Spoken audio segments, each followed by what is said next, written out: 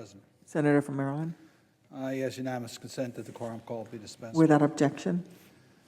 Madam President, this Saturday was Juneteenth, the first official Juneteenth recognized by the federal government as a national holiday, the official end of slavery in America. I commemorated and celebrated Juneteenth with my colleague, Senator Van Hollen, at a meeting of the NAACP chapter in Randallstown, Maryland. And we reflected on the progress that we've made since the end of slavery and the challenges that still remain. It's been a long path towards justice and equality in this country. And I think we all recognize the wisdom of Dr. Martin Luther King Jr. with his famous quote that the moral arc of the moral universe is long, but it bends towards justice. I think we all believe that, but in recent actions taken by state governments to restrict voting rights, we've seen some very disturbing trends that would take issue with Dr. King's statement that the moral universe is bending towards justice. It seems like it's taken a detour. Voting rights is a fundamental issue of importance to a democratic country. And Madam President, after elections are over and we win, we celebrate. We celebrate the fact that we've gotten the support of the majority of the voters, and that was what democracy is all about. If we don't win, and I think many of us have been involved in campaigns where our candidates have not been successful, we go to work to try to attract more voters in the next election so we can celebrate a victory. That's what participation in a free society is all about. That's what democracies are about. In repressive autocratic regimes, they'll never accept the will of the people. So they look at ways in which they can undermine the voter record, what the voters want to do, the voters' will. In the 2020 elections, we should all celebrate the record number of people who cast their ballots. It was a record, most ever casting their votes for the presidency of the United States. There was repeated reviews done by both Democrats and Republicans at the national level and the state level, at the local level. And it verified the simple fact that there was no widespread corruption, that the will of the people prevailed, and Joe Biden, Kamala Harris were elected president and vice president of the United States. But that did not stop former President Trump in promoting the big lie. As a result of that, several states have now taken action to make it harder for people to cast their votes. The Brennan Center has pointed out that we've seen the worst assault on voting rights since Jim Crow. 14 states have enacted 22 new laws to make it more difficult for people to vote. This is unprecedented in modern times. So what have those laws done? Made it more difficult for voters to vote by mail, recognizing that for many voters, they prefer to vote by mail. We have states that have 100% voting by mail. There has been no indication of fraud in voting by mail. States have shortened the time for requesting mail-in ballots for voting, making it more difficult for individuals to be able to vote by mail, requiring certain requirements to vote by mail, making it more difficult to deliver their mail ballots, limiting the availability of mail ballot drop boxes. All of that have been included. Why? Because it makes it more difficult for people who are likely to vote for my opponent to vote. That's what the state legislatures were doing. Stricter signature requirements, making in-person voting more difficult, and purging voter rolls simply because a person did not vote. Again, making it more difficult for people to vote. And it goes on and on and on the types of legislation has already passed or is currently being considered by many state legislatures around the country, making it more difficult to register to vote, making it more difficult to vote, targeting potential voters more likely to vote for their opponents, targeting minorities, young voters, and older minority voters. Let me just give one example. Using Georgia as a specific example, the recently enacted changes will disproportionately hurt black voters. The Georgia state law imposes voter identification requirements on absentee ballots, makes it hard to request an absentee ballot, and makes it a crime for groups to provide food and water to voters waiting in line. Georgia is basically restricting mail voting in response to a shift in the racial demographics of the voters who use it. On the other hand, Georgia wants to keep mail voting available for older white male voters. Voter suppression is always unacceptable, and the razor-thin political margins in Georgia may mean that the suppression efforts like these will change political outcomes. Rather than imposing barriers to casting the sacred right to vote, Georgia should be looking at ways to improve voter access. As the New York Times pointed out, the Georgia law comes on the heels of a major upset for Republicans in the traditionally red state, after voters picked Joe Biden in the presidential election and elected Democrats to both the state's U.S. Senate seats. The paper noted that the new Georgia law will, in particular, curtail ballot access for voters in booming urban and suburban counties home to many Democrats. President Biden was right to call this legislation the Jim Crow in the 21st century. There are many other examples. Georgia is not unique in the efforts we're seeing to suppress voter participation at elections. Look, it's fair game to try to persuade voters to vote for your candidate. It's not fair game to suppress their right to vote. So, what is the vote this week all about? The vote that we're going to have on bringing forward the opportunity to debate voter suppression legislation to protect the right to vote.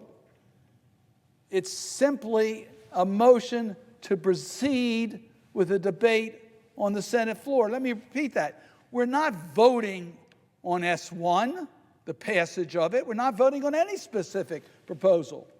I know my friend from West Virginia has offered a proposal. We're not voting on that. We're voting on the right for the Senate to take up this critically important issue, or whether it should be filibustered so we can't bring up a voter issue to protect the integrity of the right to vote. Now, I support S1. I'm a co-sponsor of S1 for the people. I'm proud to support the provisions of that bill. To me, it's a carefully drafted legislation to deal with the modern threats to voter participation. And I am extremely proud that my colleague from Maryland, Congressman John Sarbanes, is the principal sponsor of H.R. 1 in the House that already passed the House.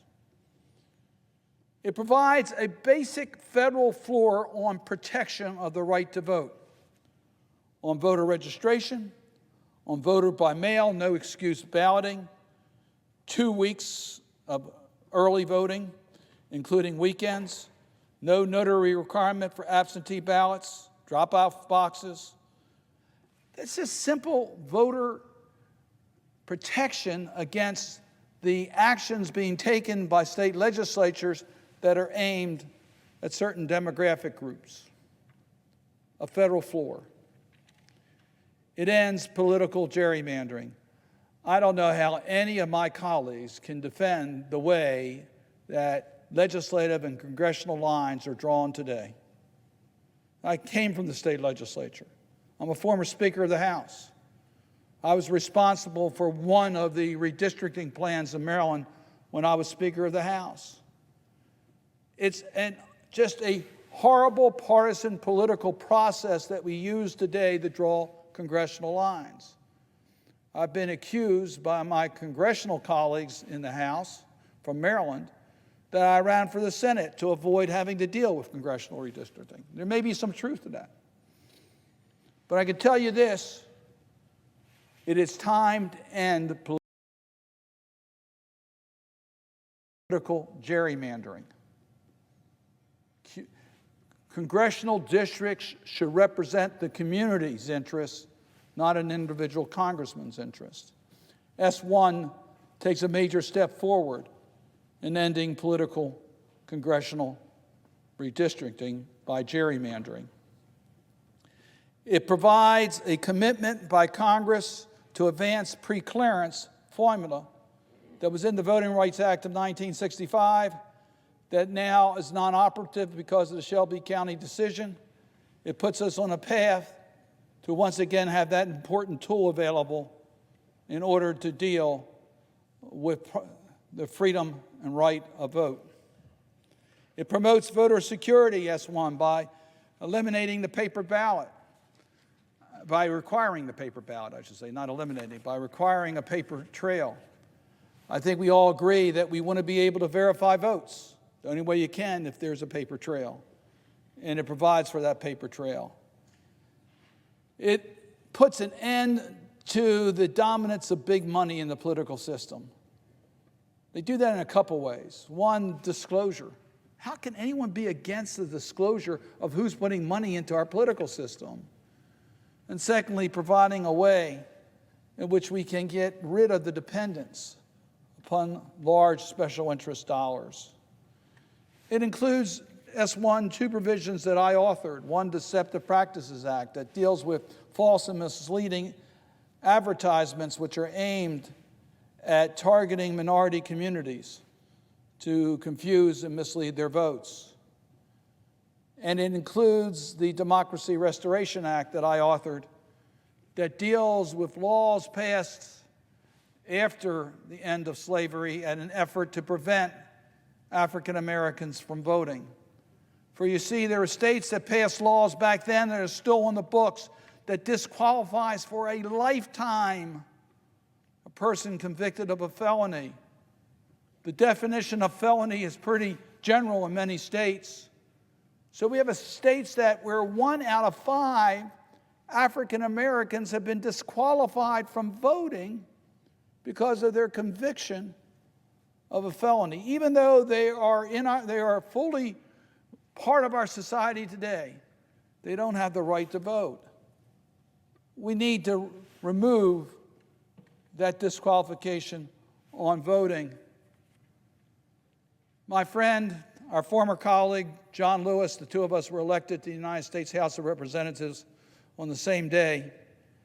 In an editorial published after his death, our former colleague, John Lewis, recalled an important lesson taught by Dr. Martin Luther King, Jr. And I quote our former colleague. He said, "Each of us has a moral obligation to stand up, and speak out. When you see something that is not right, you must say something. You must do something. Democracy is not a state, it is an act. And each generation must do its part." Well, Madam President, we cannot take action if we don't start. And we can't start unless my colleagues allow us to proceed to this issue on the floor of the United States Senate. There's a reason why there are so many groups behind us taking action. I had Facebook Live that I do every 2 weeks with my constituents. Jana Morgan from the Declaration for American Democracy, which represents over 180 groups, from labor to racial justice groups, faith groups, women's rights groups, environmental good governance groups, all telling us we need to move forward to protect our democracy, that the Senate needs to act on this issue. One of my guests, Virginia K. Solomon from the League of Women Voters.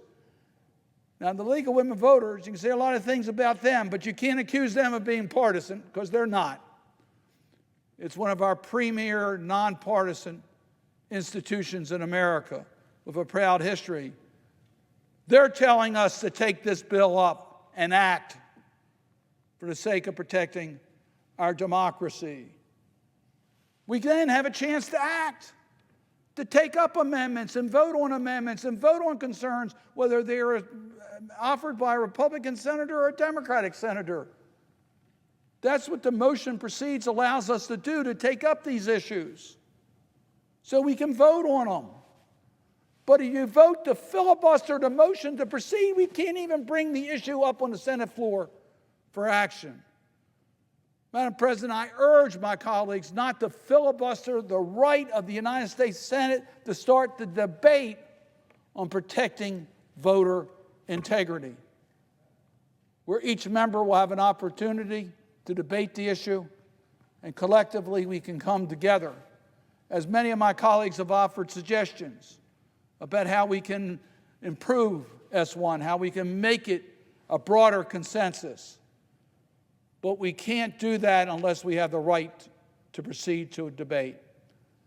I urge my colleagues to support the cloture motion on the motion to proceed so the Senate can take up this most critically important issue to the preservation of our democracy and the integrity of the right to vote.